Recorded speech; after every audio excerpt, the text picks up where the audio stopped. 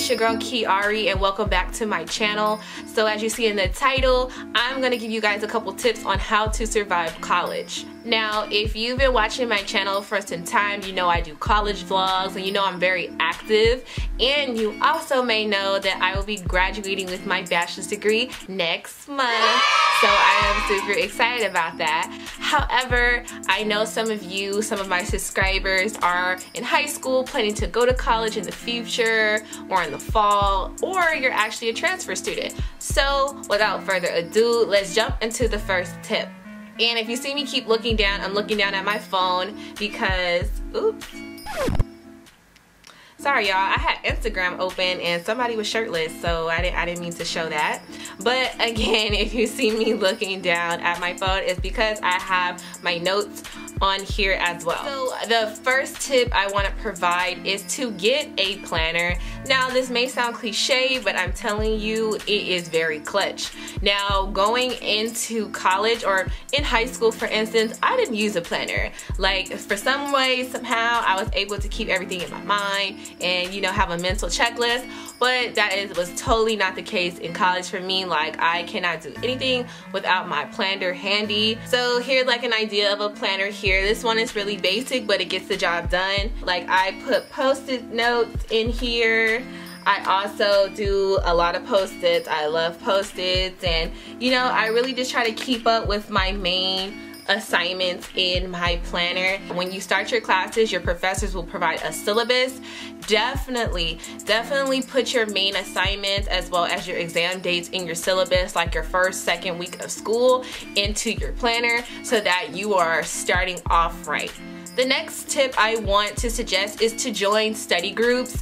One strategy that I use is that when I first start a class, especially a class that I know is going to be challenging for me, I try to link up with as many students as possible and exchange information so that when it's time to prepare for that study guide, for that exam or that group project, I know who to contact and I know how to, study effectively.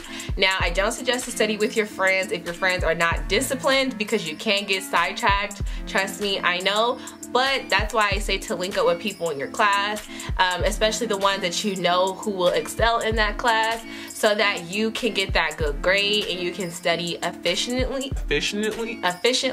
What's another great tool when you're doing study groups, especially if you guys are not meeting physically all the time? Use Google Docs. If you do not have a Gmail account, go make that free account right now. Like, right now. And it will really help you out so much because you can share other people on the document and you all can work on the document at the same time and collaborate together. Another tip that I want to suggest and highlight is to complete your FAFSA and complete scholarships early. For me, paying for college was definitely a major topic of discussion for me. So when choosing the school that I wanted to choose to, or that I wanted to go to, financial aid was definitely vital to me attending college.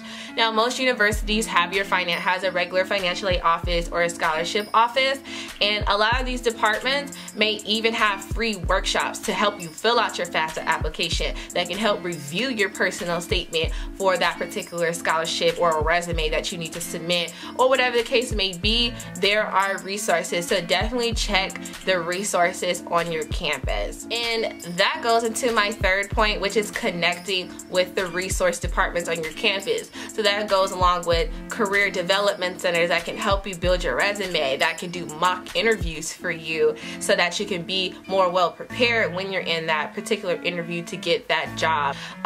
Learning assistance centers where they can help you write your essays, tutor you in that math or statistics course, or whatever the case may be. Resources on campus are a part of your student fees and tuition already, so you're already paying for it. So utilize it. Like, I swear, I tell students that I work with all the time, they definitely need to utilize these resources early on so that they're not waiting to their junior, senior year and like, oh my gosh, that could have helped me back when I was a freshman and sophomore. Like, for real. Another tip that I want to provide for you you all is to get involved. Not only do you need to excel academically, but you also want to develop outside the classroom.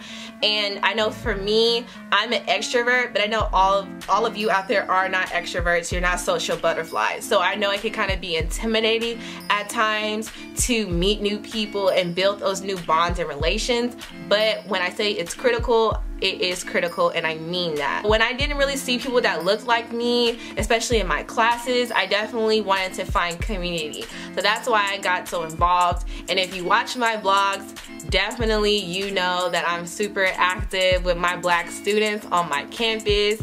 And if you haven't watched my vlogs, definitely check out them in the description bar below so you kind of see how that balance can really help you out. It can relieve so much stress. It can build leadership skills. You can build those relations because that person that you're building with, maybe your future business partner, maybe your future significant other. I mean, the possibilities are endless. Get out there, take that risk, meet new people, because you never know like how beneficial it could be if you don't take that step.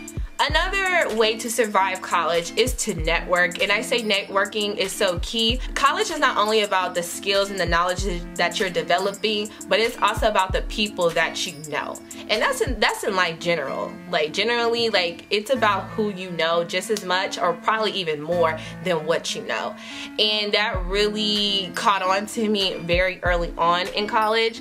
And why it's so beneficial to network, because it not only will land you that job post-college, post-graduation, it'll also, you know, just open other plethora of opportunities for you. It can help you get that scholarship, because if you needed that letter of recommendation and you knew the right person, yeah, you can probably be the recipient of that $1,000 or $1,000 plus scholarship.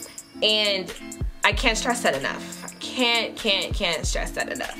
And who you know can also develop into mentorship as well.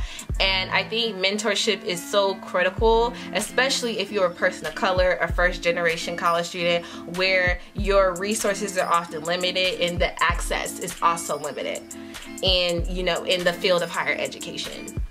And last but certainly not least, one of the main keys to surviving college is making sure that you promote self-care for yourself. There's going to be times in college where, you know, you might fail that class, or you might not get the grade that you wanted in that class. There are going to be times where you got to work part-time, full-time, and go to school full-time. Your family may be weighing on you a little bit for support. I mean, there's just so many different variables that come into life that can shake things up for you and kind of distract you from your focus.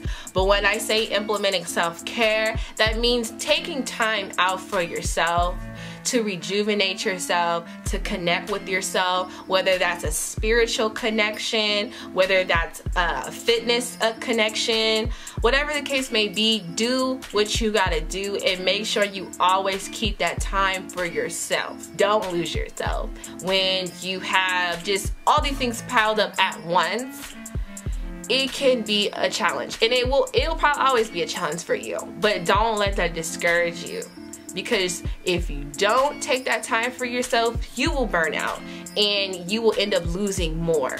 So I hope these tips were very helpful for you.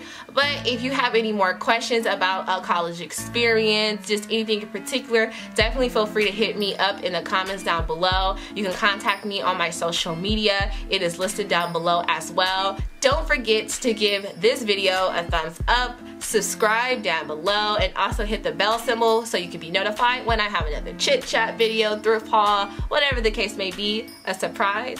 Who knows? But I love y'all, and I will see you in the next one. Bye.